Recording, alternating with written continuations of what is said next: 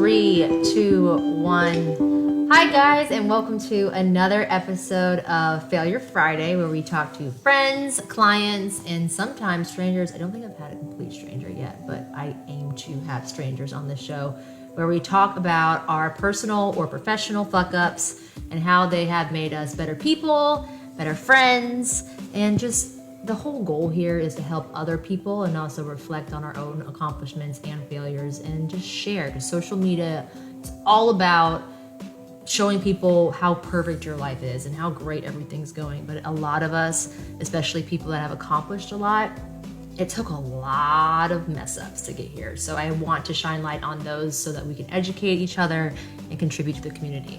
And today we have my very best friend, Megan Lawrence. Her corporate job is really fucking boring. She is in management and accounting, so I hope we talk not so much about that, but I guess you can talk about whatever you want. So why don't you start with illustrating to us how you got into your career that is so boring, and then jump into how different you are as a person in your personal life. Yeah, so I guess how I got into it, I went to school for accounting and management because I added that after I realized that accounting was not for me. And because I just wanted to work with people. Well, I realized I wanted to do psychology, and they're like, you'll have to pay for this. And I'm like, I can't do school without soccer. So, and then about a year after I graduated, my dad started pressuring me, like, when are you going to use that degree of yours? And so I applied and jumped headfirst into corporate America, and I've been with my company ever since. What's your company? Kforce. We are a staffing and recruiting firm. We are in the business of people, so we hire people for other companies and we place them based on their IT or finance and accounting jobs. But I ended up staying internally with Kforce, and I do business through that part of it. So, did you ever think you would be in management? yes. If I was staying in corporate America, absolutely, because it does give me that more personable touch, and I ultimately want to work with people. Maybe not so much with accounting, but we'll just start there. Do you see yourself still working for a corporate company in 5 years? I'd like to say no, but I also said that 5 years ago. I never thought that I'd still be in corporate America. It's just, I don't know. I think with my corporate job, it's very much one of those, it's easy to get swiped up in that whole like healthcare, and it pays my bills and it does that thing, and I'm good at it, and yeah, I'm still kind of searching for that. Like, I mean, ultimately my dream is just like own a coffee shop, so it's just, I could totally see you doing that. yeah, I just want to talk to strangers all day. I think that would be just the best job. I could totally see you doing that. Yeah, so that's like my retire in the mountains, have a coffee shop, die serving coffee. Such a millennial dream. And here we are. I mean, it's bigger than that. I've thought of ideas. Like, I have the business name. I bought a website for it like a few years ago. Yeah. What's the name? I can't say that. I'll tell you off air. Yeah.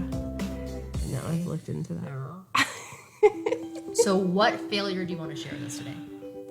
So I've been thinking about that ever since like I've started listening to them, and I was like, that's the ultimate question, right? Like, what is my failure? So I think I've pinned it down to like, my biggest failure is just not trusting myself. Oh, you can't cry already. I don't know why I'm getting emotional. The reason she's getting emotional, everyone, I'm pregnant, is yeah. because she's knocked up, which, if you know Megan, is a total fucking plot twist. Like, no one saw this shit coming.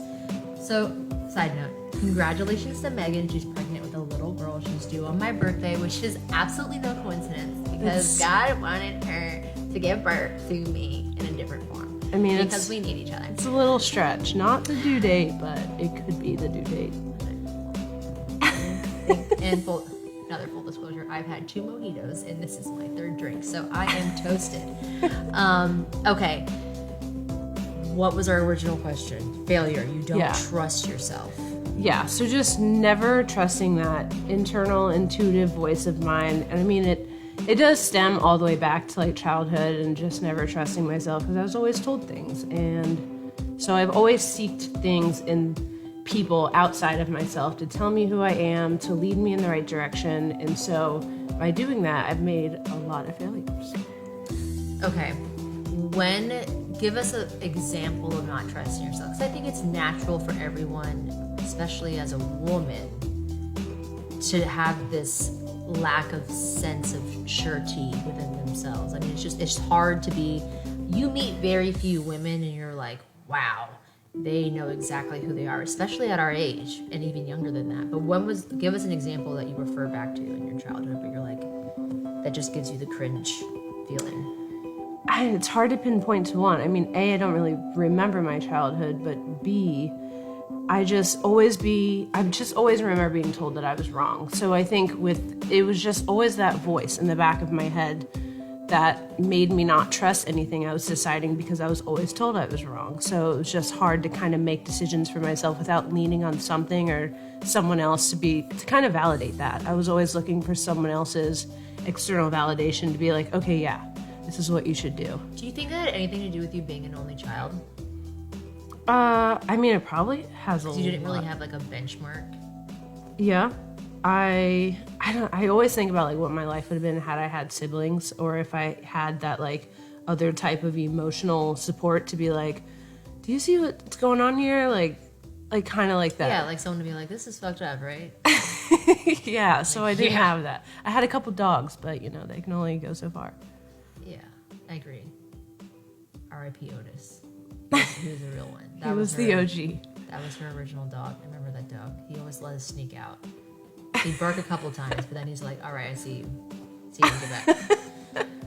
Okay, so not trusting yourself. How did that perpetrate into adulthood? I remember, so it's hard for me to pinpoint that emotion because I've never heard you describe it like that, interestingly enough, that you didn't trust yourself. But I remember when we kind of separated and we went to different colleges. I went to FSU, she went to UT, and I would come back and visit you. You were definitely a totally different version of yourself than when I left. We both were, but I just noticed that it's like, wow, I have never seen a Megan this weak in a way. Yeah. It was not weak, maybe that's not the best word, but you were so tied to other things like alcohol and going out, which I love to do. I love a good party, but it was like a whole different animal going out with you. It was like, let's get to a different level of sobriety or escape this realm of reality as fast as we possibly can. And it scared me. I remember the first time I came back and I was like, holy shit. Like, are we trying to die?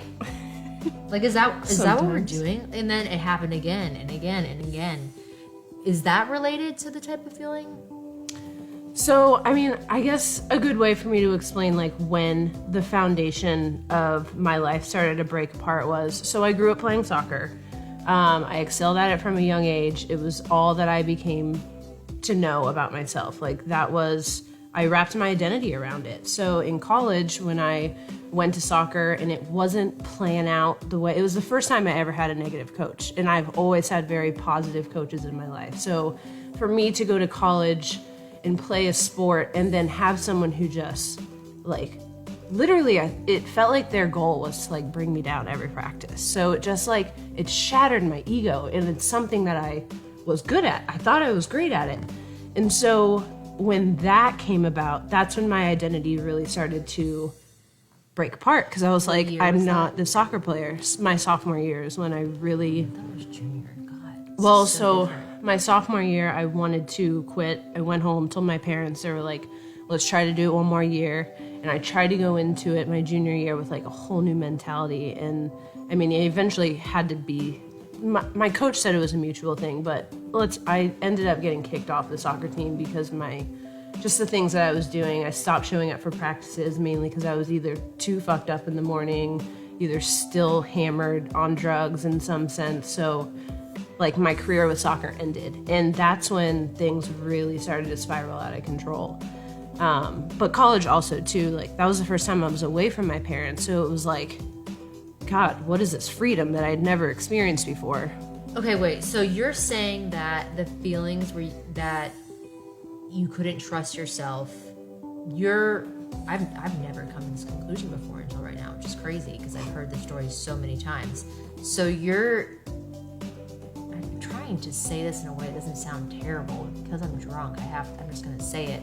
You being addicted to drugs and alcohol is tied to that feeling? Well, the drugs and alcohol definitely helped me become whoever I needed to be in the situation that I was in. So partying became another part of this identity of mine that I excelled at. People liked the fun life of the party Megan that I was becoming. So I just went into that. I also, caveat, I'm also an extremist in a sense. Like I never like resonated with, I'm an alcoholic. I was an addict of all things. Like if you were to give me something, I'd be like, sure, is it going to get me outside of myself?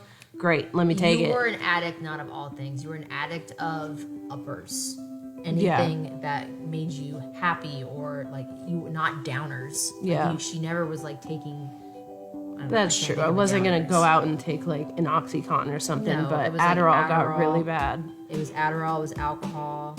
Cocaine started to show its head in my life. Yeah. Was there any more than that? Those were the only ones I ever saw you do. Yeah, those were like the three. I mean, I started, like party drugs too. I dabbled in Molly for a little bit and that got weird just because. What was that, an addiction though? I wouldn't say it was addiction. Adderall and drinking were more, definitely had control over me. It's crazy. I never thought that was linked. I thought that how I perceived the situation was you went on the soccer team, you became close friends with girls who were already doing this stuff, and you got physically and chemically addicted to these things through that. I never realized that it was linked to something.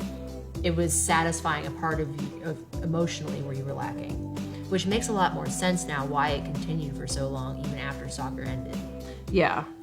So, gosh, where do I go from there? So just more into the drugs and stuff. I mean, Adderall is definitely the thing. I guess when did you realize that this is a problem, but I'm okay with it right now? And you didn't want to address the problem, but you're like, oh wow, this is fun.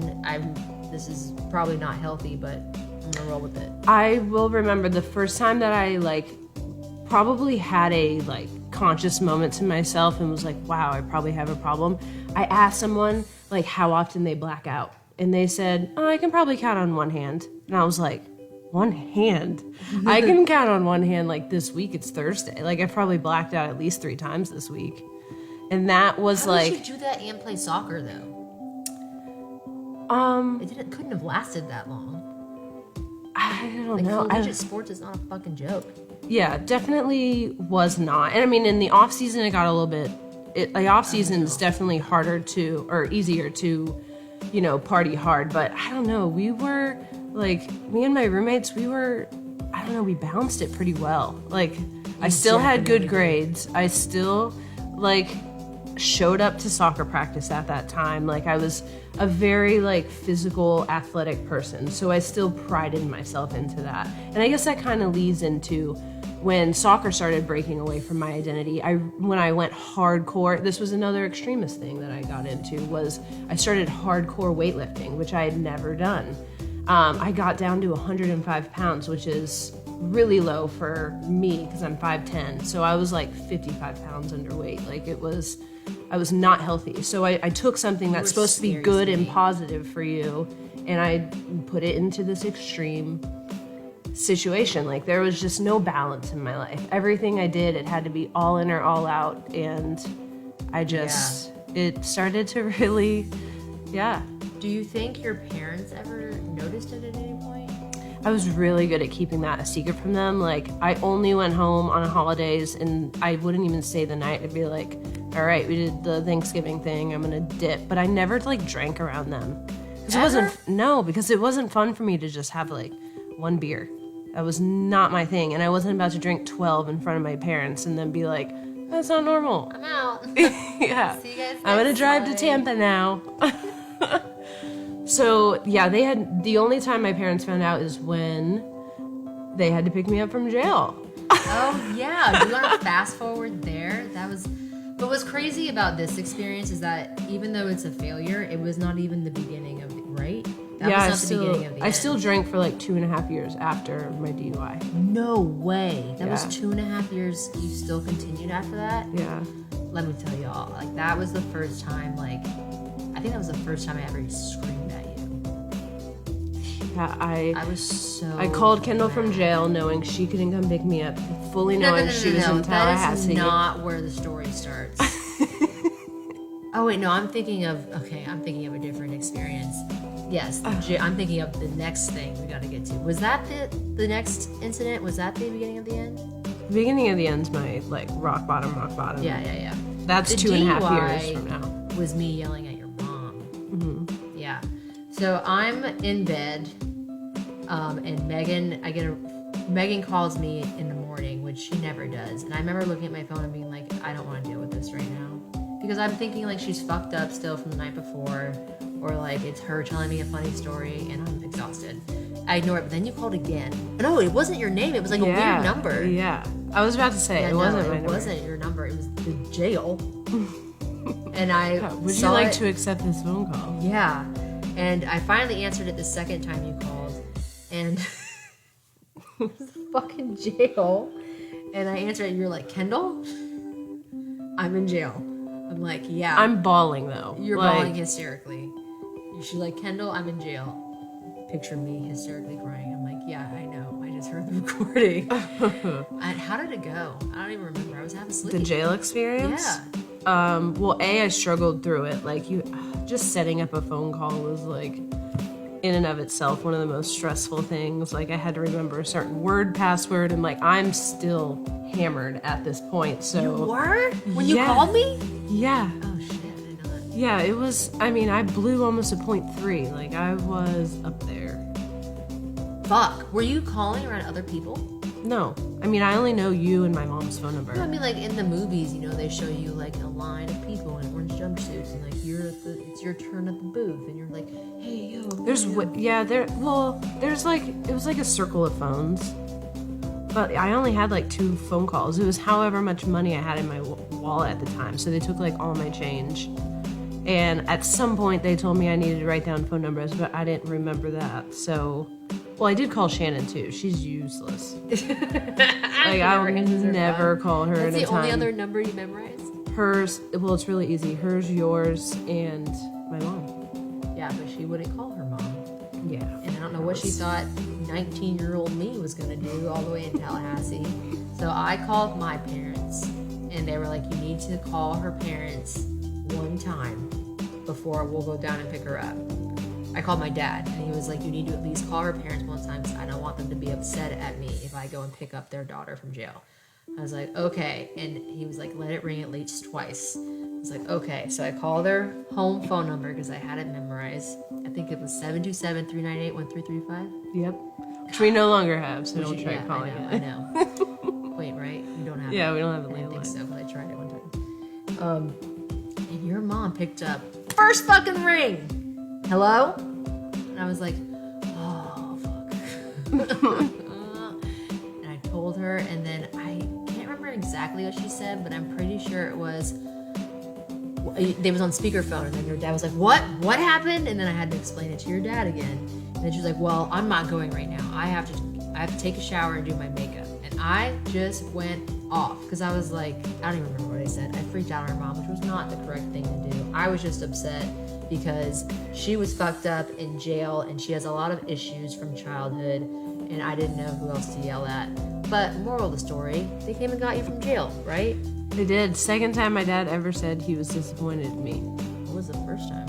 When I quit track and field. Really? Yeah, because he knew that I could have been good at it. It's like I hate it. I need a team sport. You did hate that. I was just talking to her nanny about being a track coach. Too much anxiety. Too much pressure. I don't know how you did it for that long. Yeah, no. Now looking back, it was like mini panic attacks all the time during track. Yeah, no, not my sport. Good for you for giving it a go. Okay, so would you say that was your first really big failure? Yeah, that was definitely my first rock bottom where I recognized it as a rock bottom. I was like, all right, something has to change. And I even went through a little period where like I didn't party and like I felt guilty when I did, and I felt like I couldn't like go out and have fun and stuff. So I definitely grounded myself in a sense. So, and to illustrate what happened, how did you go to jail? Why did you go to jail? What was the scenario that took place? I'm outside of it just being a DUI. Yeah, like what happened? How'd you get the DUI? We had gone out partying. I was definitely very intoxicated. I had already actually made it back to my apartment, decided that I was hungry. And we, like, where I lived at the time, I lived, like, right off of South Howard, which, if you know anything about Tampa, it's one of the main party strips where all the bars are. And there's cops that sit here under the Publix, and I lived, like, adjacent to it. They see me, I fall in between the cars, and I get in my car, so they're like, that chick's hammered. So they knew going into it that I was drunk. So I didn't stand a chance, but, like, I drove perfectly. But they were gonna get me for something. Like, I stopped at the stop sign. Get into the car. Yeah, and they just followed me immediately. And they got me for a wide, I guess it'd be a wide left turn because my right tire went over the line. I didn't know that they were just waiting for you to get in your car. What Yeah, assholes? I didn't stand a chance. And everyone was like, why did you blow? And I'm like, I don't know what to do in that situation. You're Like, fucked I'm up. terrified. I already have, like, a weird authoritarian thing. A cop scares the crap out of me. I still have PTSD with cops. Like, even if there's a median and I see one across the street, I'm like, crap. There's a cop. Yeah, I like. Perfectly sober. Yeah, perfectly sober. It's like I think I'm like in Narcos and there's 10 kilos of coke in my Do you remember bag. anything from what happened, like when you got pulled over? No, I mean I only remember most of it because like watching it back with my lawyer, you get the footage from the cop. So like I saw that. yeah, I bawled through the whole thing. Oh my god. It was embarrassing. Like it definitely was a humbling moment for me to be like, God, I did that. Like I Not can- a good angle either. His body cam's like right here, right? Yeah, So it's and right- but it's that too. It's that once he gets out of the car, but it's him following me from the beginning. That's how I knew I drove good because like I'm watching the video from the second he decides that he's gonna pull me over. So wait, you from the video on it was a dash cam or It's a dash cam and then it switches to like when it's on him. So it's like a continuous running of camera footage from like the car to the cop. So the dash cam, like they're watching you get into your vehicle. No, I don't see that. But like he immediately gets in his car when he sees me back out. So it basically starts from when I'm pulling out of my apartment. Oh. Yeah. That's crazy. I feel like that's just wrong. To watch someone get in the car and be like, that's the DUI I'm gonna get, and then let her get in her vehicle and start driving and then pull her over. Like, why couldn't he stop you before?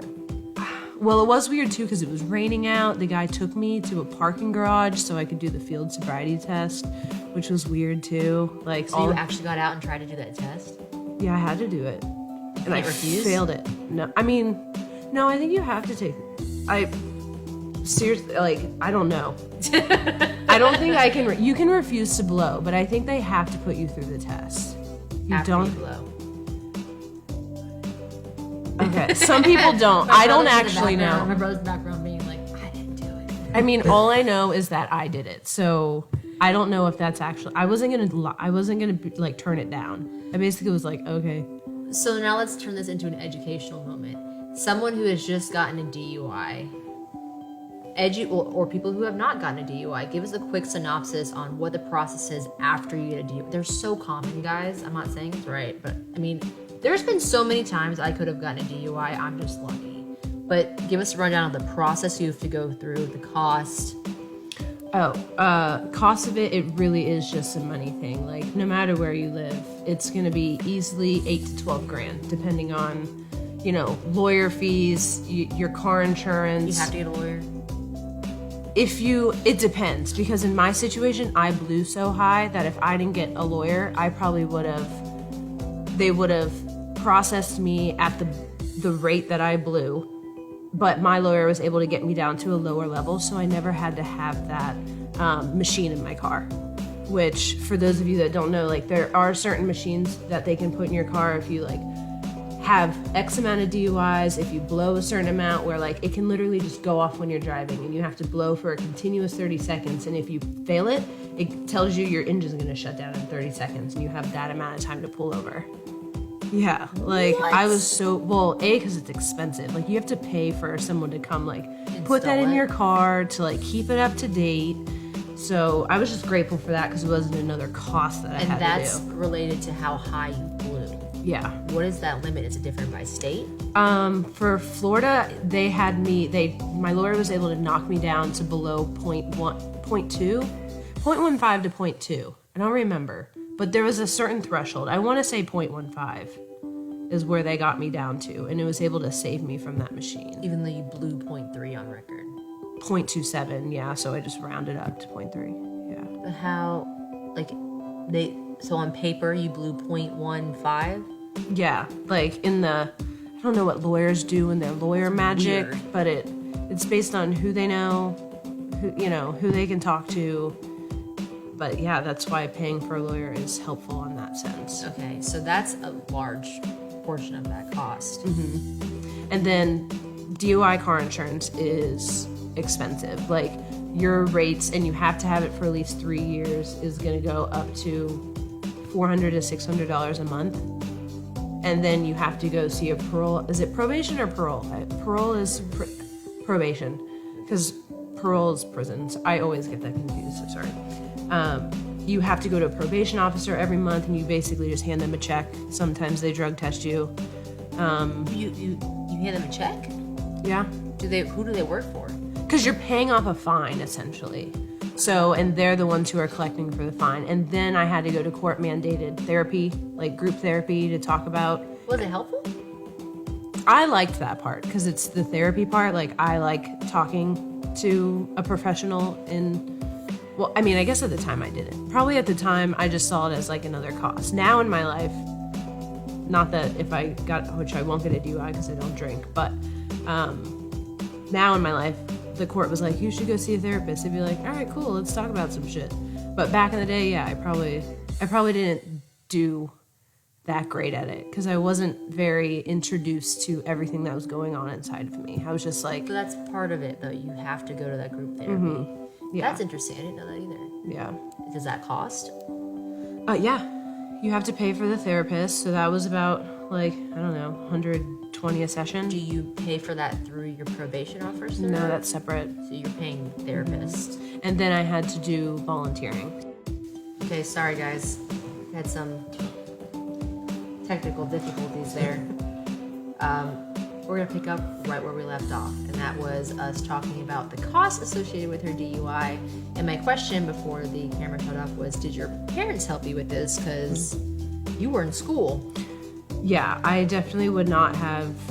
I was very grateful for my parents in this moment because without them, I wouldn't have been able to pay for a lawyer.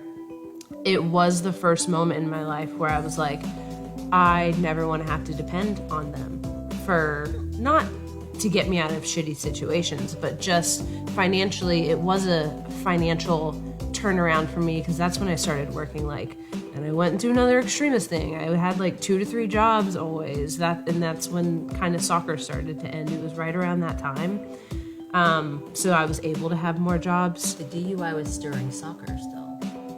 It was, I got arrested April 21st. I'm pretty sure I separated from soccer in the beginning of April, so it was right after I got kicked off the team. Terrible timing. Yeah, it wasn't great, but good timing in the sense that I now had a lot more time to work and make money. So I just put a lot of my energy into just making sure I was the one who was paying for the probation officer. I was doing, I'm not going to say, well, I don't know. I don't want to, I probably didn't do the car insurance thing right away. I kind of got lucky in the sense that because my car was under my dad's name, if a cop were to run it, it's not going to say this person had a DUI. So if you have a DUI and a cop runs your license, they don't need to prove that you're doing something wrong. They can automatically pull you over from any time after that. So because that was not something that would get run if they run mad tags, I wasn't really worried about it. So I will say I probably wasn't the most ethical person with getting that. But I did eventually switch because I felt bad. I was like, I'm testing the limits. I'm pushing my luck. And it was just so expensive. It's your insurance just goes up automatically, hundreds of dollars. So you said 3 years until that went back to... Yeah. And that was mostly because I blew too, though. So if you decline blowing, you automatically get your license taken away for a year. And that's why sometimes people say there's this fine line of blowing versus not blowing, because it really depends on how much, knowing in my head how much I drank, I should have denied blowing. It probably would have been an easier process for me in that sense. but I'm not gonna be the one to tell you what you should do in a DUI is this. Like, just don't get behind the wheel. Just don't. It's way cheaper to get an Uber or have someone pick you up. Was Uber around then? Because when Uber was not around when I was in college. I remember actually getting in a taxi. I think Uber was more around towards the end of college. So at this time, it wasn't. Because when I was bartending and stuff and I didn't have a car for a certain extent of time because of my DUI, it was just easier for me to not have one. I did start taking Ubers. So there was a point where it came into play. It came into play, yeah. But I think it was definitely after the DUI. It was new, though. Mm-hmm. Yeah. Because that would have been really helpful. I think that would have saved so many people from DUIs. So, educational moment. People that have just gotten a DUI, if you're going back into the process, what helpful advice could you give them? Just like they're already in the situation, they have the DUI. Mm-hmm. Gosh, I mean, I don't know. It has to be so overwhelming, especially your first one. It's definitely overwhelming. I mean, you have to take these DUI courses as well. Like, it's... so you learn a lot in those. And they say your second DUI actually happens within, like, the next 6 months. Like, it's usually... Which I thought was weird. That have multiple DUIs. Yeah, like, it's usually a thing. And so I was...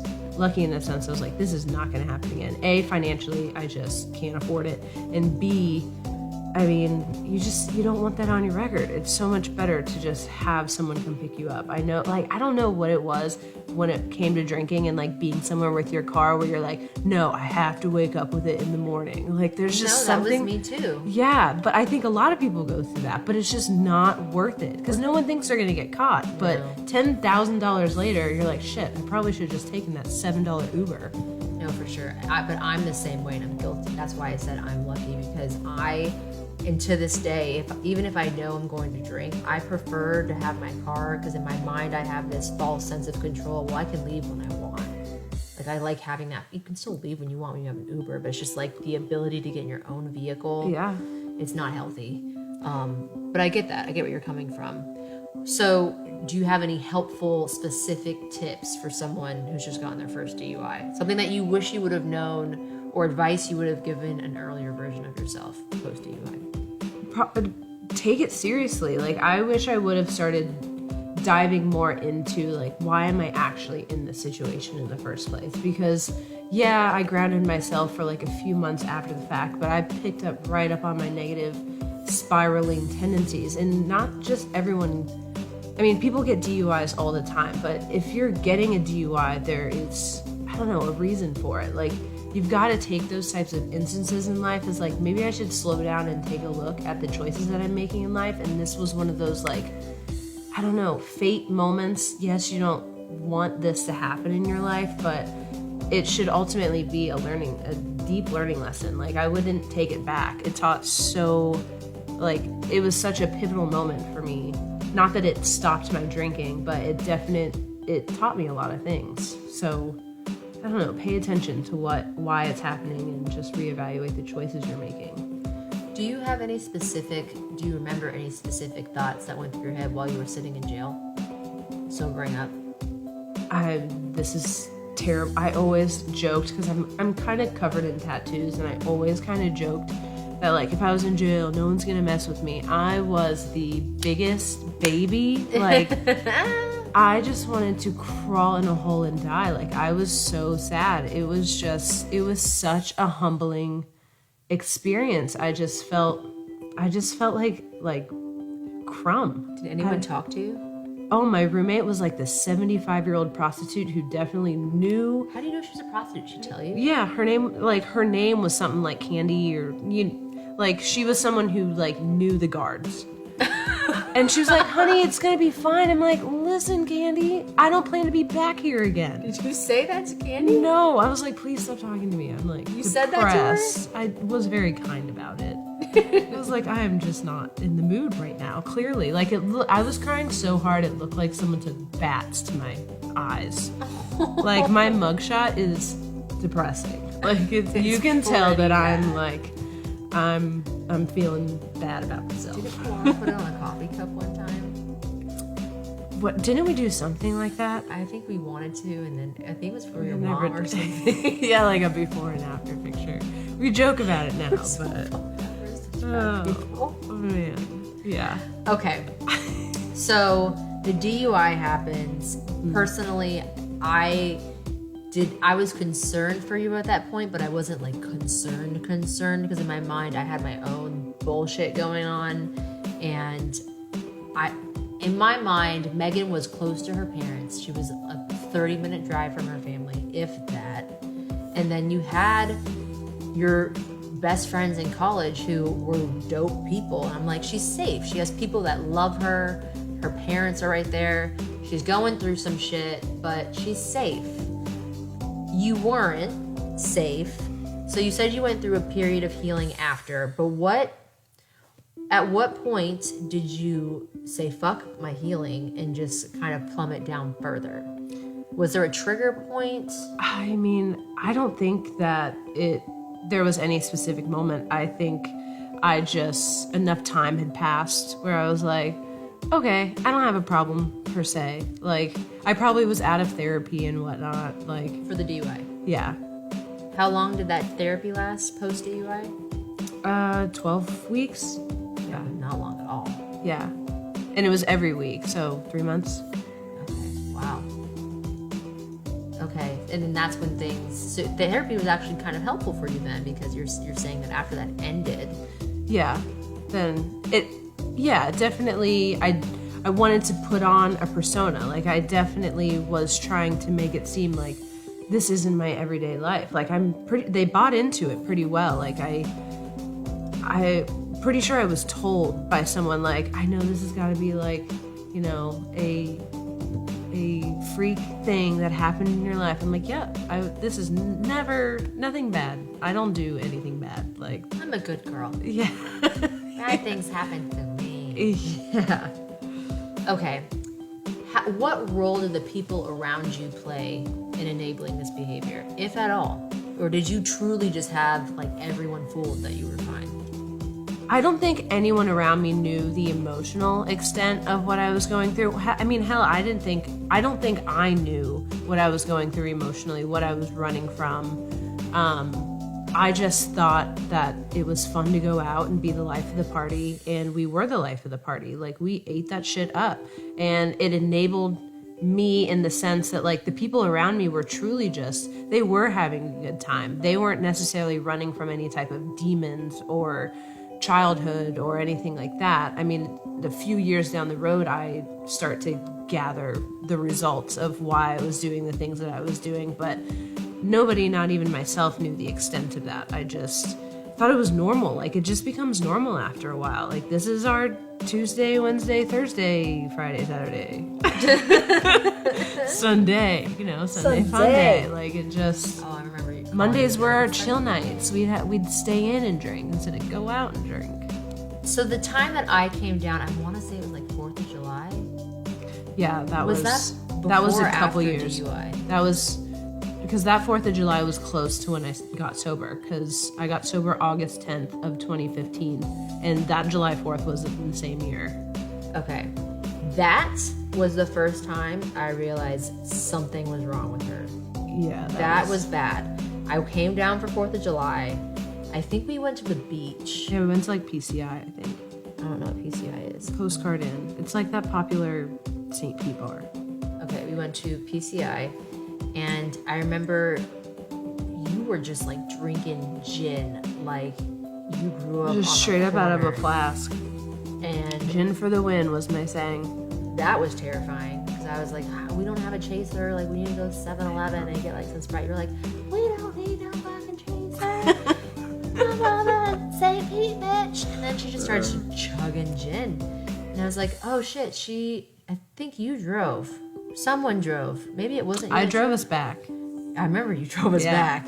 Stopped at the gas station to get you guys like 4 Locos though too. I might have gotten one. Yeah, she drove us back. It wasn't your car, because for some reason I remember it not being your vehicle. Anyway, she's trashed. I'm like half drunk, but I'm trusting her judgment because it's Megan. And she's driving us back, and we're going over a bridge, and I remember you swerving so bad, and I'm scared for my life, and I'm looking behind me like, this is not safe. And everyone's like, she's fine. And I was like, this is not fine, but we continue. We stop at the gas station. The The party continues later that night onto South Howard, and Megan's getting drunker and I'm getting more scared, so I stop drinking. But I'm getting mad at her because Megan starts running from me. I don't know the people we're around. Like, she has her good friends from college, but I don't know these people. And she's getting progressively drunk. People are everywhere on South Howard. And she sees, I feel like you saw that I was trying to like make sure you were okay or maybe mother you. And she would just like straight up sprint. And she's pretty fast at this point still. You would sprint away from me like to another bar. And I'm just like alone in South Howard. Somehow you end up at an apartment where you fall asleep on the floor. I don't remember. It was bad. And I remember talking to your friends and being like, is this normal for her? And she goes, and they all said yes. Like, this is Megan. Like, this is what she does. She gets trashed, she blacks out, and she runs away. And then we see her like 8 to 12 hours later, and she just comes home, and she's fine. And that's when I realized that something was wrong. Now, at that point, did you internally, when you're sober, know that something was not okay? When I'm sober at that point? Yes, at this point in time. Well, I started to, because things, like, more serious things started happening. So, like, another part of my life, too, extremist-wise, I was always in terrible, I won't even call them relationships, because that's not what they were. I was just with people who were reflecting the same type of dark energy that I had inside of me. So I like resonated with them, and they were just not good for me. They enabled me. They had their own problems for themselves. It just was not good. And I think like around that time, it was after 4th of July. I'm not going to say his name, but you know who I was involved with at that time. I remember it was at PCI actually. We went there, it was like, no, it must have been like, what's the holiday? Maybe it wasn't a holiday. I was a bartender, so I had weird days off. So it wasn't a holiday. It was just like, that was my day off from bartending. We went and got a place, day drank all day long, and then went back into our place, condo. I slipped and I cracked my head open so bad that I was like gushing blood. And I was like laughing about it, like cracking up hysterically.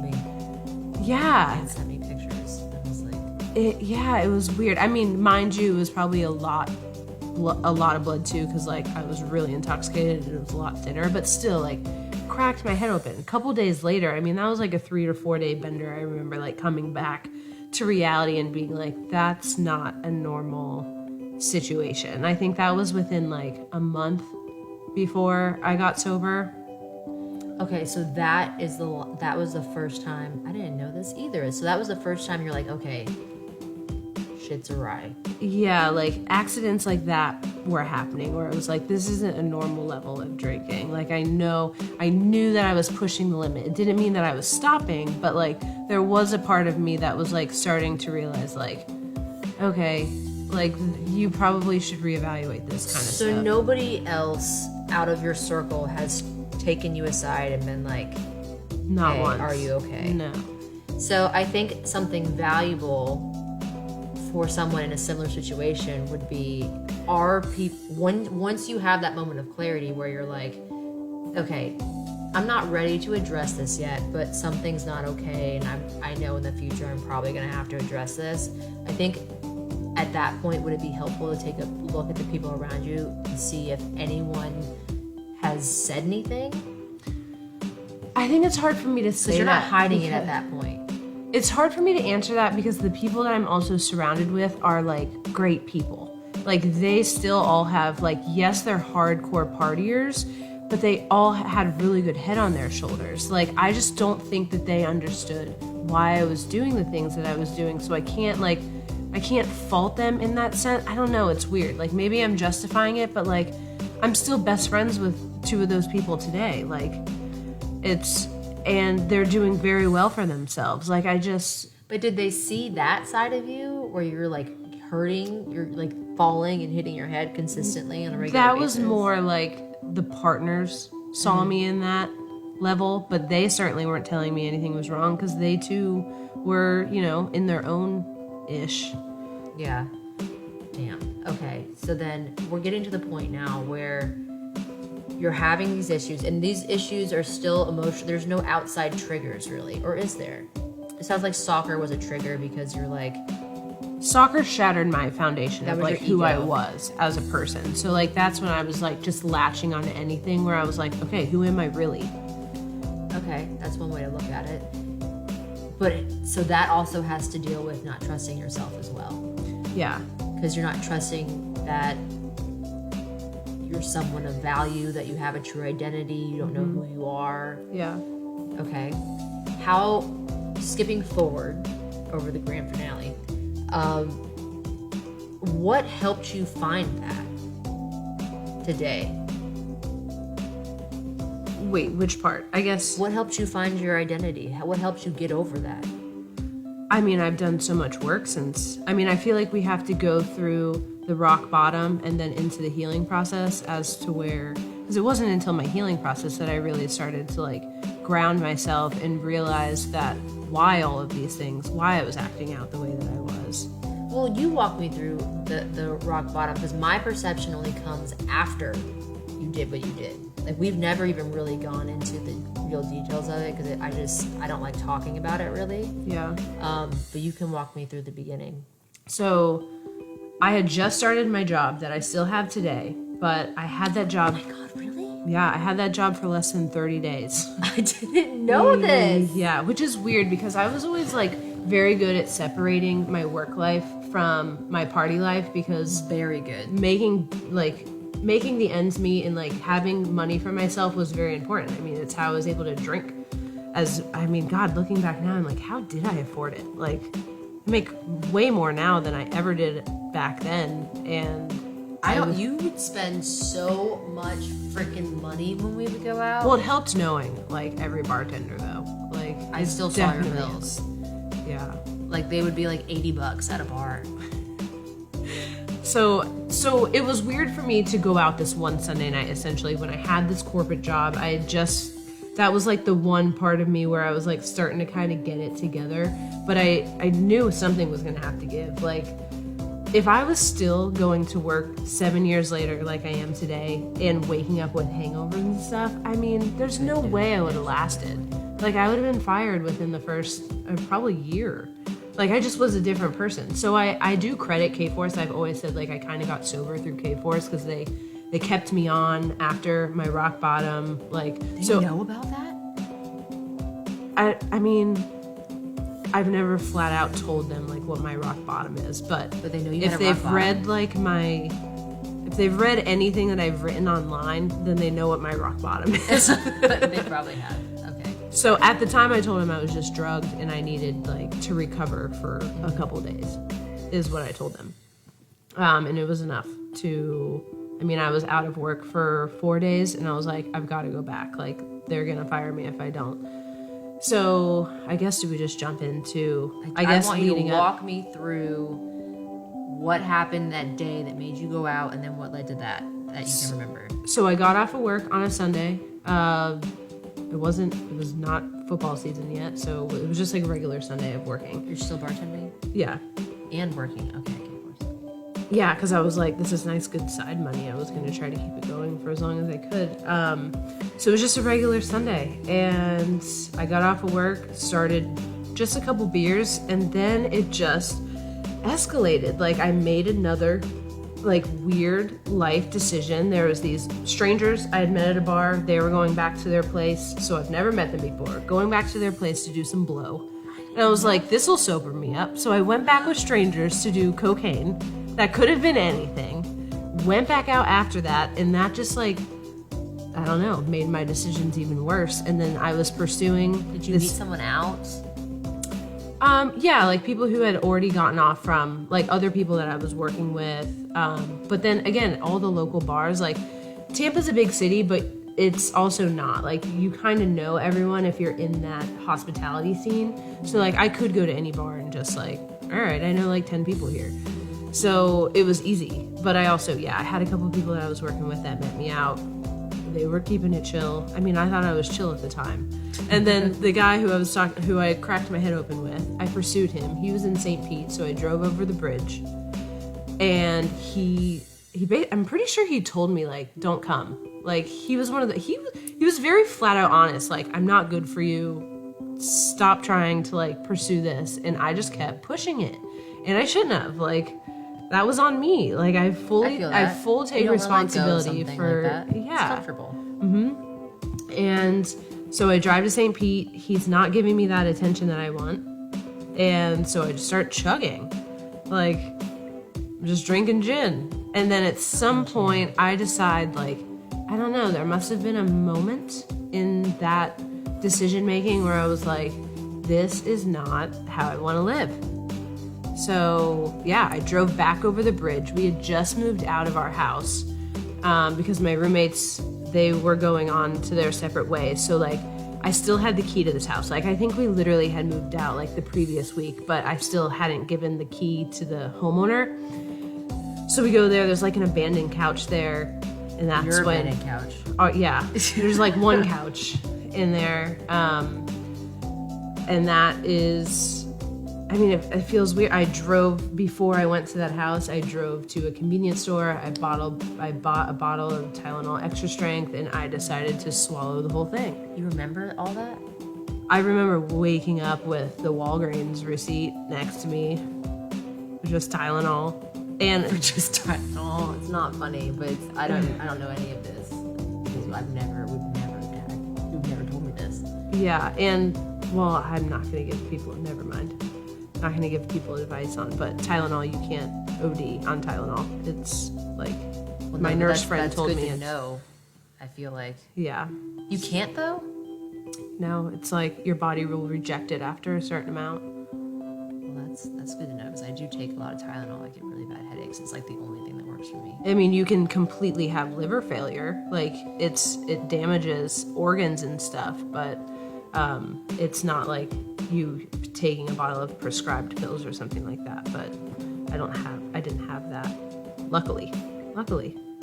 So what's the next? So you don't remember taking it, but what's the next memory you have? The next memory I have is my dad banging on that door. Me, like, waking up in a panic. I had puked everywhere, and you can see, like, tons of Tylenol pills within my puke. And scraping that up because I know he knows that I'm in there. My car's out front. And he had just, like, this epiphany moment. I hadn't returned because I was temporarily, like, we had just moved out of that house. So I was like, instead of, like, while I was figuring it out, I was at my parents' house, which then turned into, later I call it blue collar rehab. I just lived with my parents for a little bit, which in hindsight may not have, it helped, but it also, like, you can't get healthy in the environment that made you sick. I've always liked that. Oh, that's a good way of putting it. Yeah, so eventually I did need to get out of that, but it kept me on the straight and narrow. Like, it was what I needed. So, yeah, my memory, my dad knocking on the door, me trying to swipe up the just disastrous mistake that I had made and try to clean it up and, I don't know, come up with a story really quick. My dad, not like yelling at me per se, but he knows that something's up. Like, did you open the door? Did he kick it in? He wouldn't have been able to kick it in. That thing had, like, really thick deadbolts. That you had but locked? Like, I locked that door. I opened it, let him in. He, like, took a look around, knew something was kind of off, and then drove me home and was like, if you have a problem, you need to, like, let me know. He's being way more stern in this voice. And I'm just, like, out of it. I mean, my body's trying to, like, figure out what it is. I mean, I was just going to go home and sleep it off. Thank God I didn't. My mom was like, and I came up with that whole story. I told them I was drugged. I was feeling off. My mom was like, I think I want to take you to the hospital to get checked out. Ended up getting my stomach, like, pumped and everything. Like, if I had just tried to sleep it off. Okay, wait. So you went to the hospital with the same story? Yeah. They didn't, when they pumped your stomach, they didn't see a ton of Tylenol and be like, yeah, this doesn't make sense? I think the doctors knew, but it was really weird too because, I mean, usually if you go to the hospital for a suicide attempt, they can Baker Act you, especially in Florida. Do. Yeah, and I was like, I'm grateful that they didn't. I don't know, at that time, I was just like, I need to get back to work. Like, I don't have time for this. Like, just kind of pushing off literally the darkness. I did not know this. Yeah. Like, it was obvious, too. Like, when I was leaving the hospital and I was taking my hair out, like, 3 Tylenol pills fell out. Like, they were just from, like, puking to the side. So your parents didn't know this at the time? Wait, okay.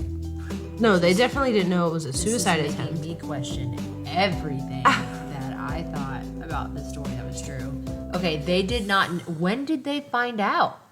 Probably like through my writings. I don't think I actually told them, like, yeah, I was trying to like off myself. Are you kidding me? How long after were you writing about it? A year at least. Because I knew very soon after. Yeah, I mean, but I'm not good at talking to my parents about that kind of stuff. Like, I didn't trust them with my emotional state ever, so like, why would I tell them that? Have you guys ever talked about this? Not really. Our family's not very good at addressing the elephant in the room. Holy shit, I did not know you guys had not talked about this. They just know I'm better now, and that's what is important to them.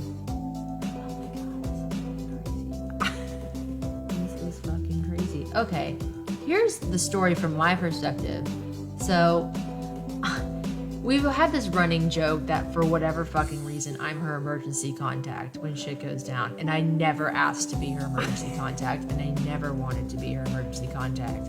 But I will say, for people that are watching this and who want to learn from the situation, I do think it is always, no matter what you're going through, to have at least one friend who can be your emergency contact for situations like this. I mean, I'm not saying that I'm any better than any of her other friends at all, but I will say that it's just important. Like, she would be my friend that I would put as emergency contact, because even though she's going through shit, she's not gonna let me go through shit. It's like, I guess it would be like an accountability partner, but honestly, like, we're probably the most unqualified accountability partners for ourselves, but given... I mean, definitely at that time in my life, but nowadays, I think I'm pretty accountable. Yeah, nowadays, yeah. But at this time, it was just like after jail, whenever shit was wrong, her parents would call me or she would call me. This is how it went. And I was fucking hot after this. I'm at my first big girl job out of college. I'm working at a huge corporate financial firm, their home office in St. Pete. And I had just interviewed for a promotion and I didn't get it. And I was really upset and I was really pissed. And I went back to a job that I hated after the interview. They hadn't told me I hadn't gotten it yet, but basically the interview did not go how I wanted to go, and I knew I wasn't going to get it, and I was pissed. I go back, and I see that I have missed calls from your mom, and that's never good. Like, it's not like her mom and I are like BFFs. She's calling me because something's wrong. So I don't answer. She calls again, and this is the 5th time. So I go into the bathroom, and I answer. I go, "What's wrong?" And she goes, "Have you heard from Megan?" And I'm like, "No, I haven't heard from Megan." What day was this? What day would this have been? This would have been Monday. This was a Sunday night. Yeah, it was a Monday. And I was like, "No, it's Monday. Like, why would I have heard from Megan? I'm at work." And she was like, "We haven't heard from her and we think something's wrong." And her voice is trembling. And she goes, can you call Jeff? He's on the way to go look for her." And I'm like, "Yeah, I guess." So I call her dad. And he answers the phone and his voice is trembling. And I'm like, "Where are you?" And he's like, "I'm outside of Megan's house." I was like, "Well, I don't think she lives there anymore. I don't know why you would look there." He was like, "Her car's here." And immediately my stomach sank. And I was like, "Okay, is she there?" He was like, "Kendall, I feel like I'm going to go into this house and find my daughter's body." And I was like, "Don't say that." And he was like, "I just have a feeling that I'm gonna find her body in there." And I was like, "Go knock on the door." And he goes to knock on the door and then he hangs up.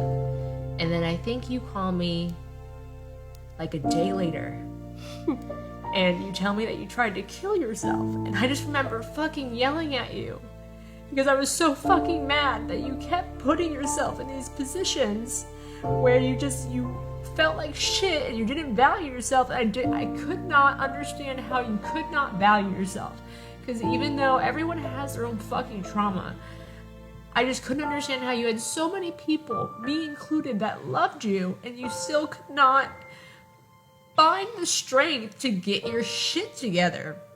And I didn't get it. And I think now that you've found a way to move forward from that, it's so important to share with other people that it doesn't matter if you have amazing people around you. It doesn't matter if you have a good job. It matters about how you feel. And you have to, if you know that something's off, you have an obligation not only to yourself, but to the people around you that love you to fix that shit. So at what point in your recovery, I mean, like, this is the rock bottom we're talking about. And clearly we've never processed it because I had no idea half the shit that she's just said in here. And I would say I'm the closest she's the closest person for me that I have in my life. I just can't believe your parents have never heard that story. And now they're probably going to watch this and fucking, sorry, Kelly and Jeff, but here you go. Exclusive interview, how your daughter tried to fucking kill herself. You don't have to hear it through a poem. What did you... Okay, so this happens. What is the first point of healing that you took? Like, walk me through the recovery process from that. Well, at that time, I still hadn't decided that I was going to stop drinking. I think that we had, like, talked about it, and I was like, I'm going to take off a year. I yelled at you, and we didn't talk again for, like, a month.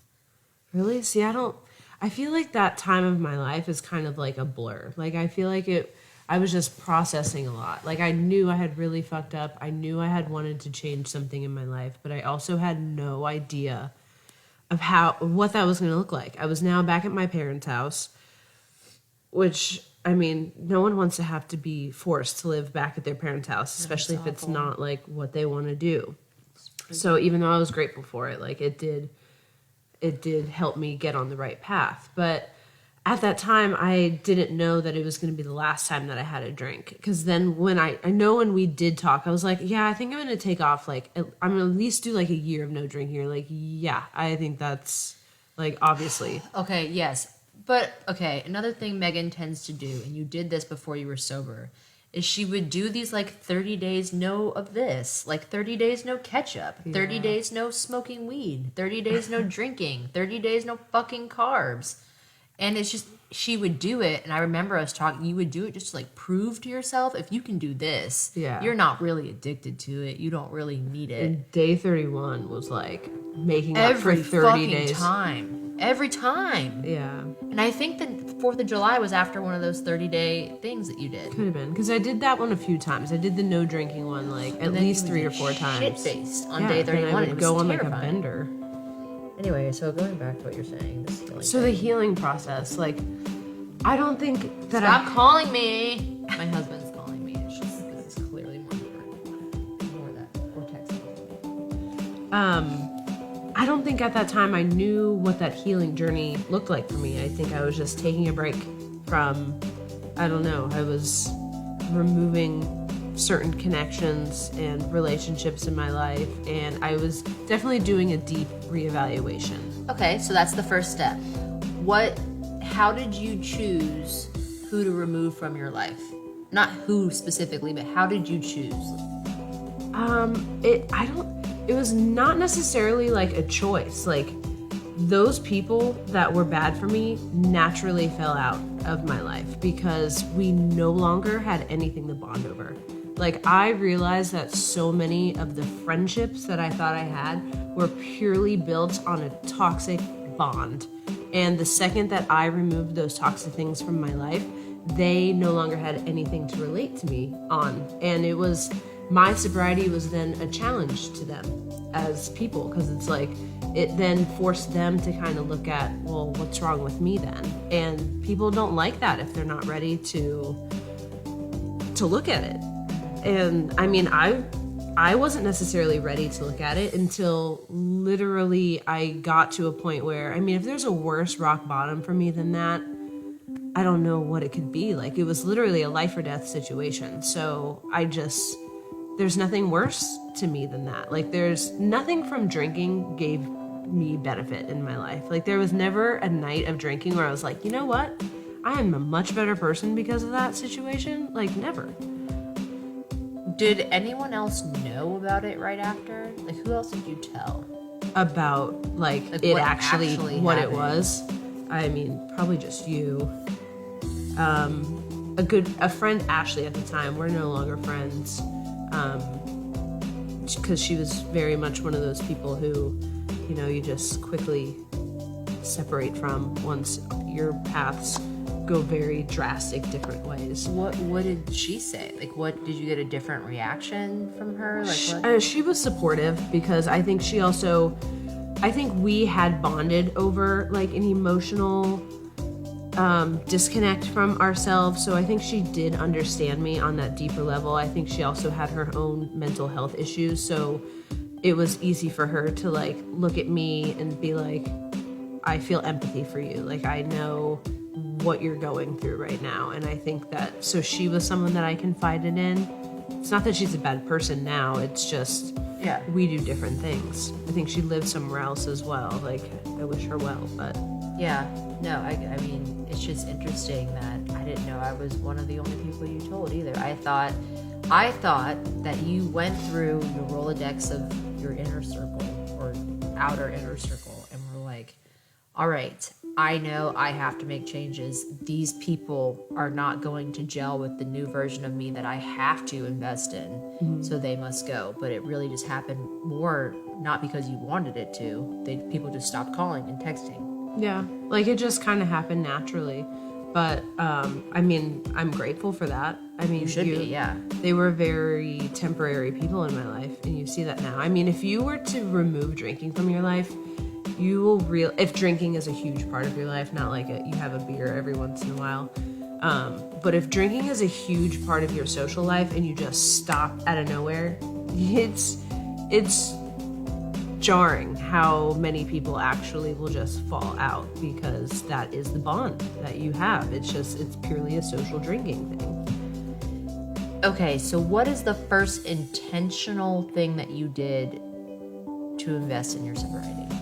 I did try AA, and that lasted about 3 months before I was like, I'm just not vibing with it. It wasn't my thing. I respect everyone who goes that route, but I'm also not a very religious person. I consider myself more spiritual. And I just thought it was very like, I don't know. I just thought a lot of people were using that as like, if I didn't have AA, then I wouldn't have my sobriety. And I'm like, really? Like, this is the only thing keeping you sober? Like, I just didn't like that mindset because then you're still kind of using something outside of yourself to stay healthy. Even though it worked for them, it just didn't work for you. Yeah, and that's how I interpreted it. So that's not to say that that's everyone's interpretation. That was just what I took away from it.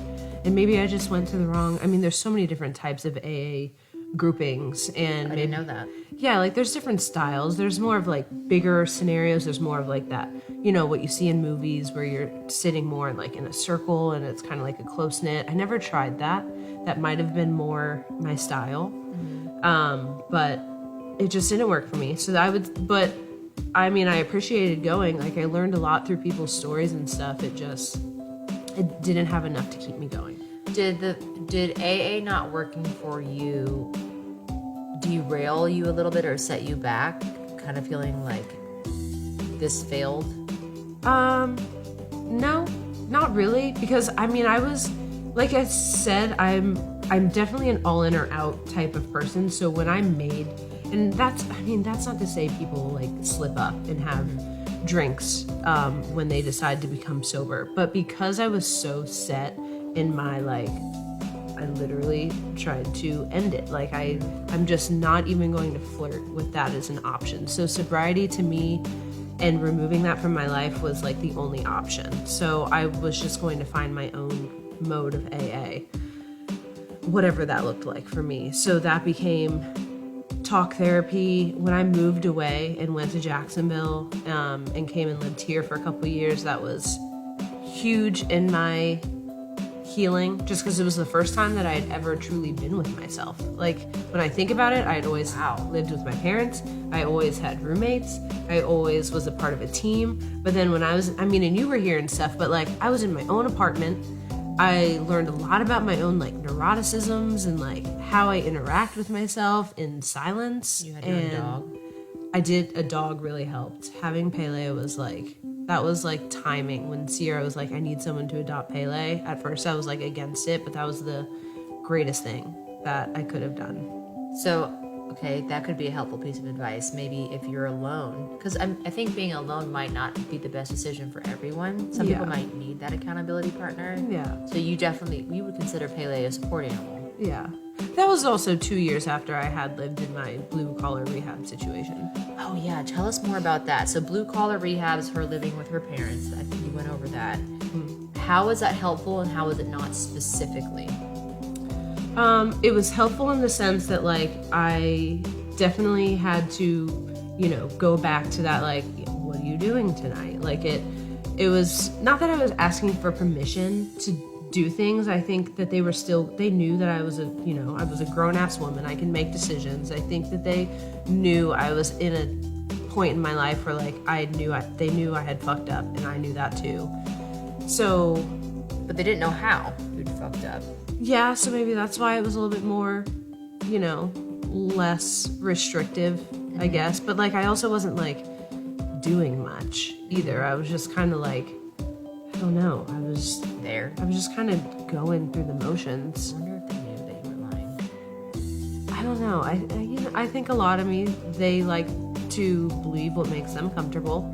And I think a lot of parents might be that way. I'm not sure, but in my experience, it's easier to, ignorance is bliss in certain situations. It was a shameful thing. I think that's why I also didn't tell a lot of people. I mean, it's not like exciting news, like I'm gonna, like that's not something you want to share. It took me a long time to admit to myself that is what my intention was. Yeah, I remember you telling me, but not wanting. You wouldn't use the word like kill myself. You literally told me, well, I took a bunch of Tylenol. I was like, did you try to kill yourself? You were like, no, I don't think so. I was like, what do you mean you don't think so?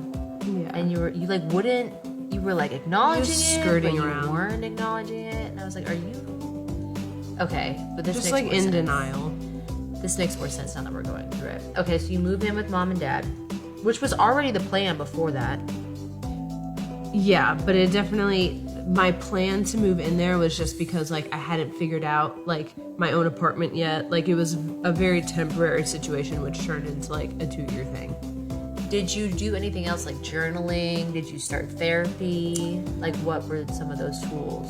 Well, I had already had my writing page. So I've always had this, like, writing page on Instagram. And if you were to, like, go all the way back to the beginning, and I did at some point, like, I look back at some of the things I was writing and I'm like, it's very clear. Like, I was very sad. Like, there was a lot of pieces that I would share where I'm like, that's dark. Like, it's like in writing. And it's just like, God, in hindsight, I look back and I'm just like, yep, the proof was definitely in the pudding. I just was so far removed from, like, I was very good at processing my emotions on paper, but it was like a different part of me. I don't know. It was like my Instagram became like this, not a persona, because it very much was me. Like, it was coming from a deep, dark place, but it wasn't something that I was, like, actually analyzing myself emotionally. So those are all still up on your Instagram? Yeah. Wow. So writing definitely was a cathartic part of my healing journey. I mean, and it's definitely slowed down now. Like, I don't really write as much. I think it definitely was It had a place. It had a place. It was definitely a phase. I had to get certain truths out of me, and it was healing for a lot of other people too. Like, it kept me going too, because I would get messages all the time of, like, what you're writing really speaks to me. It really helps me heal, and, like, that, I loved that. I liked that someone was listening and that it was actually resonating, because to me, I was like, this is just a sad girl's diary online. And then when I stopped drinking and became sober, it became all about healing. So my writing completely changed. Like, I reevaluated how I was no longer, not that I wasn't, like, it wasn't sad, and sometimes it was just a different kind of truth that was being released. Yeah, I remember that was Healing Hopefuls, right? That's when and then my blog was created. And then that's when I started writing pieces about, like, codependency and addiction and just, like, running from yourself and healing tools that were helping me at the time, like journaling for sure. Yoga's really yoga was a huge part. I still love yoga. Like, I love hot yoga, so I can't really do it right now, and that's a bummer because the pregnancy and whatnot. But that was a huge part of me, moving things. Like, I believe moving your body is such a cathartic way of moving emotions that you don't think about until you actually do it. But yoga it releases so much. For sure. Gosh, what's another? Just being active. Like, I was never good at meditating, but I also think that meditating is like whatever helps you zone out is a form of meditation. You don't need to necessarily sit on a pillow and, count your breaths for it to be considered meditation. I consider journaling meditation. I consider yoga meditation, hiking, anything that like truly puts you in the moment, I define as meditation. I never thought that. Like, I always thought meditating was sitting. It's a skill that you have to practice at, where you're quiet and you learn to quiet the things around you, including your mind. Never thought of it as like doing something that you zone out, though. Yeah, I think, that flow state, have you ever heard of flow state? No, what's that? Where there's people who write about flow state, but it's this like when you are so involved in an activity that you are like truly engaged with, and it's something that has your full attention, you can enter into this flow state. And writing was that thing for me. Like, there were just times where like I would just get into that flow state and things would just pour out of me because I'm like fully focused on this one thing. So I look at flow state as like when you're truly giving your 100% attention to something. Yeah. That's a meditation for you. Yeah, 'cause I really don't think about anything when I'm drawing. Paint by numbers lately, side note, has been like my addiction. I get in such... Oh, yeah, you did. I love them. I have never like zoned out so hardcore like I do with paint by numbers. I just like focus. I just love it. I recommend it to that's anyone. probably how I feel when I draw, is the paint by numbers. That's a really good one, actually. I never thought about that. Yeah. That would definitely, that could be a form of meditation, especially with the use of color and stuff like that. That's painting. Right? Yeah.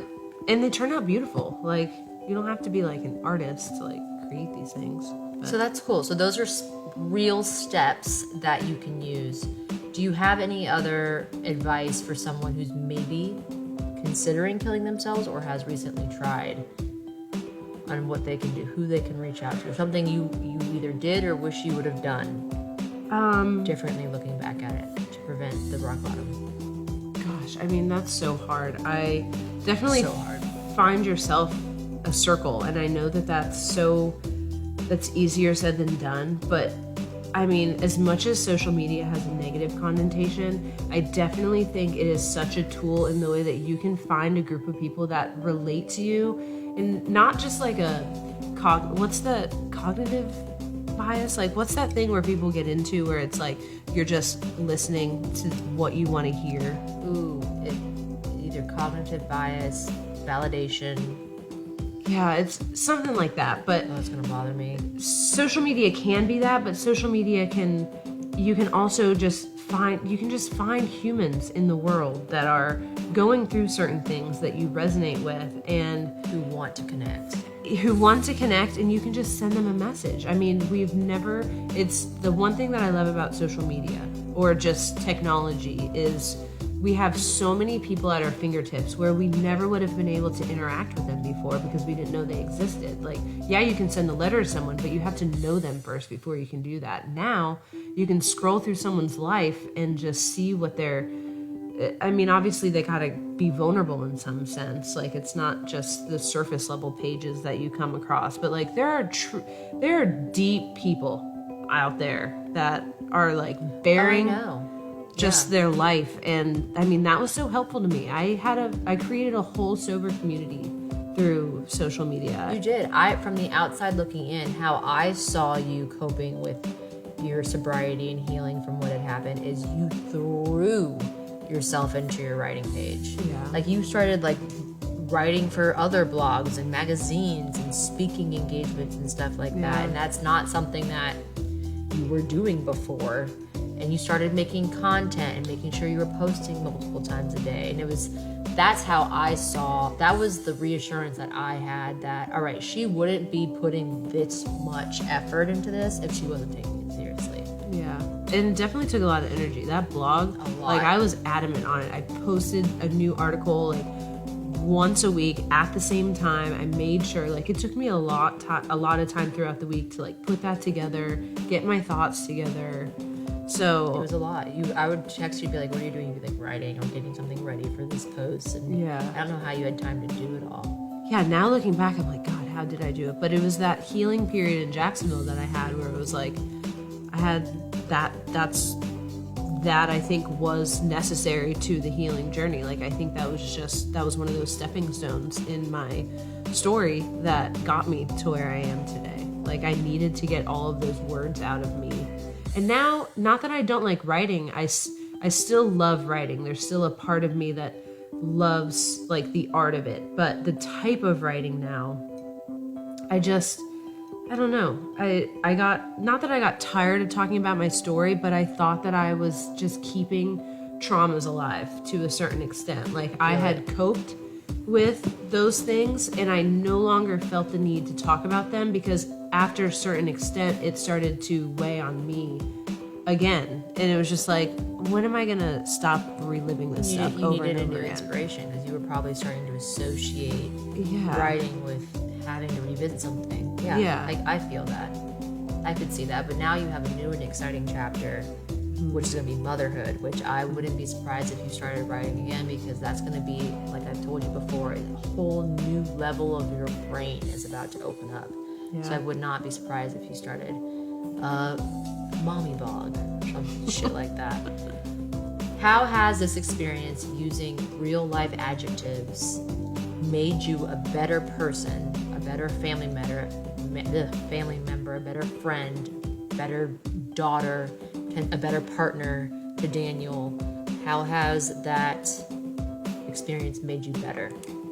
I would say in my everyday life, I really don't think that I get like angry anymore. And I think that's because like I literally look at every situation, and traffic is a great way for you to practice this within your own life. I would say like it's constantly something that I do as well. Like those little things that happen within traffic, if you overreact or you have a strong emotion to traffic, it's because something's going on in your own life. And I think there's something to be looked at there, because I mean, people piss us off in the car all the time. I don't know what it is about being in your own little safe bubble where if someone comes over a little bit, you just like want to cuss them out. But it's just like, what is truly going on in my life right now that is bothering me? Is it work? Are you being overworked? Are you not eating the way that you know you should be? Like, it could just be any of these little things. But I try to look at every little situation, whether it be an interaction with my mom, Daniel, anything like that, and I always go back to being like, they are their own human, they have their own shit going on, and I don't take anything personally, because it's usually never about you. It's always about their own internal emotional state at the time. And I used to react to that. Like with my mom, I would overreact to the way that she was acting, and it took me so long to realize that it was never about me. She just might have her own shit going on. Oh my God, that's so real. I feel the exact same way about my mom. I think that certain people in our lives have the ability to push our buttons. Mm-hmm. And as soon as I realized, and for me that was just like you, it was my mom. And it took me having a child to realize, and it sounds like it took you trying to kill yourself to realize that my mom is trying her fucking best. She is not perfect. She has her own life experiences that have shaped her into who she is, and she has every right to be who she wants to be and cope how she wants to cope. And I need to stop projecting how I think she needs to be onto her and then get mad at her for not being this person I've created for her to be. But it took me having a child to understand that and stop blaming her for everything and just try to love her how she is. And it's, you struggle with that too. Mm-hmm. I've seen you struggle with it. Yeah. And I think, so you're saying that this experience helped you respect that. Yeah, just with every relationship though. Like strangers that you meet, like just someone who's rude to you, like don't take that shit personally. They may have just had a bad day, or you know, they're going through, they're like on the verge of a panic attack, or you never know what someone else is going through. And so if you can like take that second to 10 seconds before you want to react to something you will come to the conclusion that it's not worth the reaction. Like, usually your reaction is never going to make anything better. So, like, what's the point of overreacting? It's only going to fuel your own anger. Just take that step back and just be like, you know, this person's human. It's made you more understanding. Yeah, absolutely. Empathetic. One more little... How it made you better. I'm so much more in tune with, like, who I am. I trust myself. I mean, that was ultimately my failure, was just, you know, not listening to that intuition, not following what it is that I want to do in my life, building so much of who I am around the attention that I was getting around me. And now I don't do that. I'm happy with who I am. I know I'm on to something greater. I'm not 100% with where I want to be, but I mean, is anybody? You're not supposed to be there yet. Yeah, I don't think there's ever really a finish line. I think it's part of happiness, and I struggle with this too, because I assert so much of my own value with my job, and that's not healthy, and I know it's not healthy, and I'm trying to redirect that, and it's going to be a constant battle. But I think how I combat that is trying to be so present and appreciative and enjoy the moment that I'm in. And I do it with my kids. I'm constantly, when I'm with, like today at the beach, I'm constantly in my head. I forget what movie it was. They're like taking mental snapshots. Like, I'm constantly in my head being like, you have to remember this moment. Be here, like, feel this. Like, how does the wind feel? Like, how does artist's skin feel? Like, that I feel like is so important. And being in tune. Yeah. Being present for your life is so big. And it's super hard. Like, especially now in today's, like, modern society, I think we are just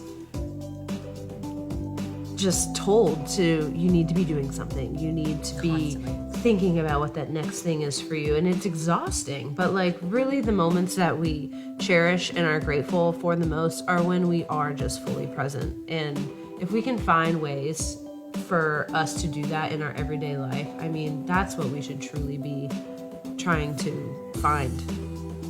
I agree. How can people reach you, Megan? Are you okay with people reaching out to you and asking you questions about this? Yeah, that was, basically what I have always loved, when people reach out to me. So I still have my website. It's healinghopefuls.com. Or Instagram is usually what people find me through. That's where it all kind of started. But it's in my own words. It's actually in my own words. We'll tag it. Yeah. So it is. Healing Hopefuls is the blog name? Healing Hopefuls is the website, yeah. Yeah, but Instagram is where it started. And it's called In My Own Words because I write it in my own words. It was like a whole creative thing. About it. Gosh, there's so much I feel like we didn't even talk about either. We didn't even talk about ayahuasca. That's like another episode. Yeah, she went and did ayahuasca, but that was so long after that. That was definitely a coping mechanism. It came at the time it had to be. Like, if I had done ayahuasca when I first got sober, I would have been slammed against a wall. But because I had like four-ish years of recovery work underneath my belt, it was exactly what I was looking for. And this is a perfect example of why Megan being in a serious, committed relationship and knocked the fuck up when she did ayahuasca, what, a year ago? No, 3 years ago. It was 3 years ago? Yeah, almost to the day. It is flying. It was before Kenny was born? Right before, remember? Because I couldn't be there. Oh my god, I was so mad at you. I remember this now. This is all coming back. Things I forgot. She chose ayahuasca. Not even just like she went down to Orlando to one of those fake churches. She went to like the Peruvian jungle where no one could talk to her and ate oatmeal for like 5 days before. It was not oatmeal. Whatever. You ate like tree bark for 5 days before so she could feel the ayahuasca. Well, you felt that shit. It was intense, yeah. It was beautiful though. I got so much from that. I healed a lot of my relationship with my mom. I figured out my relationship with death. It was. It was dark. There was a lot of moments where like I had to purge out the negative, and I relived a trauma that I didn't even know that I was holding in, and that was kind of crazy because you relived it. So you relived it? Yeah, so long story short, my third night, there's 5 ceremonies. My third night was all 5 about... ceremonies or nights, so 5 nights. No, the whole thing was 7 nights long. We had 5 ayahuasca ceremonies. So the third ayahuasca ceremony, that theme of that whole ceremony for me was trauma and forgiveness. So the whole first half of it was me, the worst relationship that I was ever in. Like, he was essentially a sociopath. Like, I mean, he was a really dark energy. He basically, he like sexually assaulted me, and I relived the whole thing. And it was like, because I kept coming up with like, chakras are like a thing, but I've never really like looked into it until I was like in Peru, and my throat chakra was the one that was like blocked the most. And like each night I was like, why is my throat throbbing? It's weird. They're like, there's something that you got to release there. So that third night I released it, and it's because he was holding me down in my throat. And it also speaks to the I don't stay true to myself. I never spoke true to what I wanted in life. Like, there was a lot of truths being held in my throat. So my throat chakra was really blocked. But then after I relived that trauma and I purged it out of me, it was so cleansing. Like, I was in such a peace after that. It's crazy. Like, I can't... Are you aware when you're reliving it, are you aware you're reliving it, or do you feel like you're there? Like, how in are you in and out of the reality? I mean, you basically put yourself back into that scenario. So I imagined him being over me, holding my throat down, and that... Like, you created that scenario, or the ayahuasca created that scenario? Brought that trauma back up for me. And you then, weren't like, I picked this memory. Well, that was just the trauma that I was holding down. So it came up, and then once I realized, forgave the situation, and purged it out of me is when I was truly like healed from that scenario. I feel like that energy that I was holding inside of me really was holding me back from a certain type of healing. Oh my God, that's so intense. I wonder if one day I'll be in a place where I can do that. I don't know. Was it a spiritual experience other than just like a literal... Very spiritual, yeah. Forgiving. I mean, they have atheists that go down there and they believe in something when they leave. Like, I definitely that believe in powerful of a thing. I'm concerned if whether that would help me believe more in God, or if that would retract me in my faith. But that's a journey I'd have to go on. I don't think so, because it goes off of your own conscious state. So you do project into the ceremonies what your own internal beliefs are as well. So I don't think it's going to sway you. I think when I say an atheist went there and left believing in something, it's because the energy that you see and feel within people, literally being moved around the room and just watching people truly like go through shit. It's hard not to believe in something. Like, it was so intense, but it was so great. And as much as I regretted the fact that I wasn't there for the birth of Kenny, I do truly believe that I went, because there's so much more that goes on than just your ceremony. Like, the energies of the people that go there play a huge part on your own ceremony, because their energies are also, bumping into yours. Like, it's not just you in a room. Like, you're in a room with potentially 20 other people, and they're all trying to like heal like their childhood, their relationships, their sexual history, whatever it may be that they've been repressing or holding back. It's all coming out in one place. So the people that I met there were truly incredible, and I think that they were also a part of my experience. And had I gone any other time, it would have been a different experience. It was just, for me, it was beautiful. Like, I know some people leave and they're like, I don't know what I was supposed to take from that. But I journaled a lot about what I wanted to take out of that experience. I set intentions before every single ceremony, and so each morning I had this process. I would like write my intention down, and then I would go to this fire pit that's burning throughout the entire day, and I would light it on fire. And then when ceremony started at night, I was shot right into that intention. Like, the message and the lesson that I was like supposed to learn about that intention was very clear to me. Did they tell you to do that? No, that was just something that I like read about. No, it was just something that felt right to me. I was like, I'm gonna write this down and set it free, and it just, I don't know. How did you pick your themes, your intentions? Because those were the things that I was journaling about before I got there. So I really wanted to, my first night was all about unconditional love. And that was the night that I healed a lot of shit with my mom. The second night was about life and death, because I've had a few people in my life die, either by suicide or a freak accident. And I just wanted to understand why death was kind of, I don't know, I felt like was kind of surrounding me in a sense. And then the third night was trauma and forgiveness. The third night scared me so much that I kind of went light on the fourth night, but it was all about being like in my body and focusing on that, because I spent so much time in my mind that my body was just like, you need to pay attention to me. Like, feel what happens to me when you eat certain meals, and pay attention to what's happening to me when I'm, putting you through a workout. And just, I spend so much time in my head that I don't pay attention to the physical body, and the physical body is also trying to tell you so many things.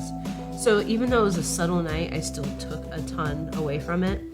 And then my fifth night, I didn't really have an intention, but I wrote down, show me all the colors of the world that I'm just haven't been able to see. And that night ended up being all about creativity and laughter. I mean, I purged laughter for like 5 hours straight. Just that would be fun. Deep belly laughter for no reason. I was just laughing. It was so cathartic. And I mean, God, I skated on that high for like 24 hours. I was just like, it was just so great. That is awesome. I guess you've probably gone through them before, but the only one I really remember was the one with your mom. But that's the laughter one you've told me about, but I didn't realize that was the last day, which is a great day to end on. Yeah, it was. But the whole energy of the people that were there too ended on a positive note. So everyone was laughing? Not everyone was laughing, but it was almost like everyone had their own full circle kind of that night. And it's not always that way. It really depends on, what people are bringing to the table. But I think our group of people were just at a time in their lives where healing was just like essential to them. And not that people who don't go down there, it's not essential to them, but I think they were ready in a different level, if that makes sense. I definitely feel like that entire process and experience you have to know you're ready for. Yeah.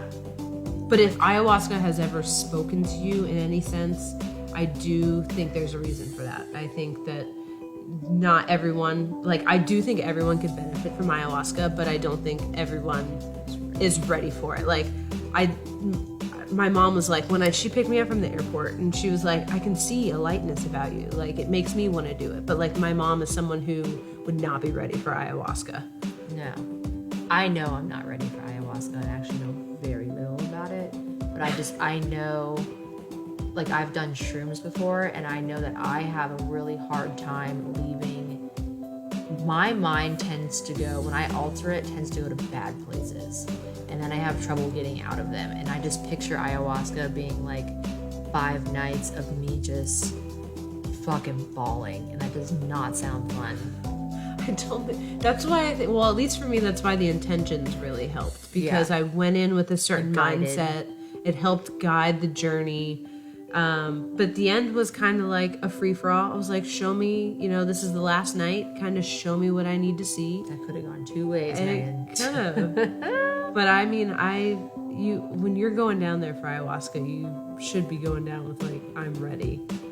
Not everyone just flies to Peru to do. It's usually, and that was cool about it too. Everyone was from all over the world. I used to have so many different pen pals. I love pen pals, but eventually people fall off of that.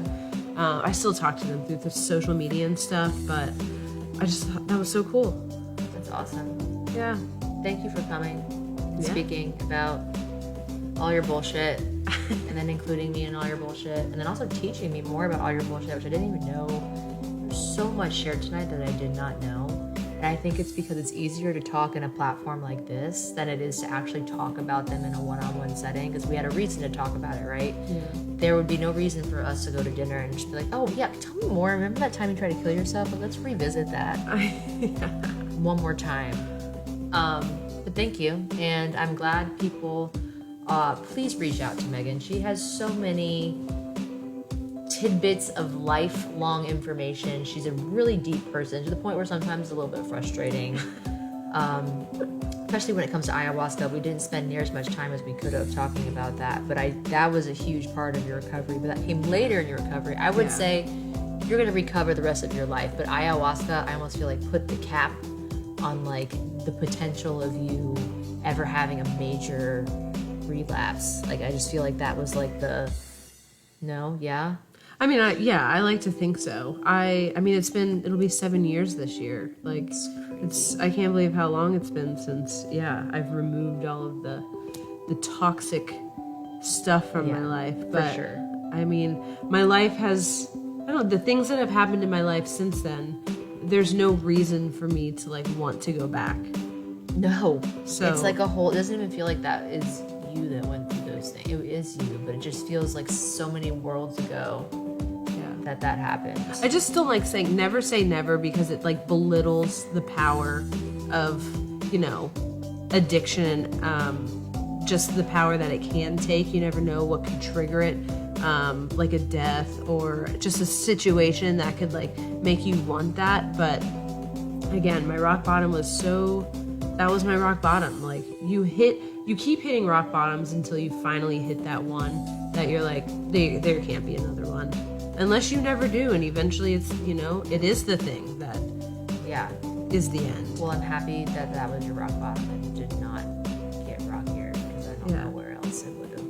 Yeah, it's pretty rocky. But all right, I love you. I love you. Thanks everyone for tuning in. We'll be back next week. If you have any questions, she's here. We'll tag her in the post, and if you guys want to come on, send me a link. All right, that was a long one.